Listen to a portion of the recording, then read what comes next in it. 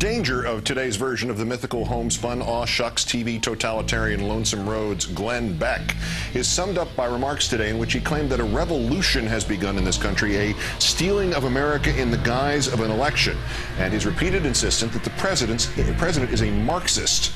Our number one story in the countdown, the comfort of today's mythical homespun, aw shucks TV totalitarian Lonesome Roads, Glenn Beck, is that every day he gives away the essential truth that he is an idiot. If you're going to warn the colonists that the English have arrived in the Bay, you're not going to get very far by jumping onto a horse and yelling, "The British are coming! The British are coming!" If you're trying to tell Mr. Chambers that the alien book To Serve Man is not about helping people but eating them, you kind of lose your credibility if you say, "Mr. Chambers, don't get on that ship. The rest of the book, To Serve Man, it's a phone book." Here's Mr. Beck last week with the zeal of Paul Revere and the panic of Mr. Chambers' assistant cryptographer Pat and the spelling ability of a third grader. I told you that we were going to talk about these things. We're going to talk about Obama, the left, internationalists, graft, acorn-style organizations, revolution, and hidden agenda. O-L-I-G-A-R-H.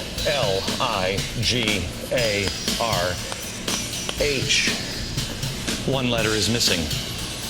Why did I select these words? Because acorn selects tides. They all select their words first and then tie them all together into one word. Oligarch. The one that's missing is why. I don't know if we're turning into an oligarchy or what we're turning into, but unless you ask why, we're going to transform into something. Ask questions. I got a question. Don't you rehearse oligarchy? Or did Obama steal the letter C? Mr. Beck came back the next day and tried to bury the reality that the less than 1% of the country that watches or listens to his show thinking they are not listening to an uneducated, imperceptive, panicky whack job are completely mistaken. Channeling his inner Pee Wee Herman, he said everything but "I meant to do that," and suggested he almost left out the C in oligarchy on purpose, that the C stands for czars. This was desperation at its worst. The fascination with czars is a fodder for a segment of its own. The use of the Russian dictatorial term czar for a presidential appointee did not just begin yesterday. It began with President Nixon when he put in an energy czar, William Simon, during the oil crisis of December 1973. Simon promptly announced we'd be starting daylight savings not in April but in January. That's a czar. And the true era of American czars came under, Ronald Reagan. He created the position of drug czar, filled more or less continuously since 1982. So, Mr. Beck, if you're going to insult czars and the sainted memories of President Nixon and President Reagan, I'm going to have to challenge you to a duel. That's D-U-E-L, by the way. It's hard to say what percentage of that less than 1% watches in rapt, mesmerized fascination at the truth teller whose low brain function is no lower than their own, and what percentage watches, as the rest of us do, for the never unfulfilled promise of a train wreck yet to come. He misquoted Shakespeare the other day. To me, train wreck.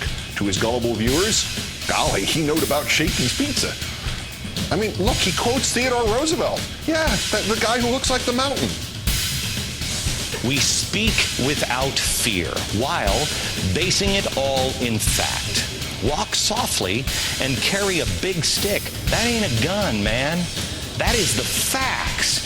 Yes, it is. Walk softly and carry a big stick.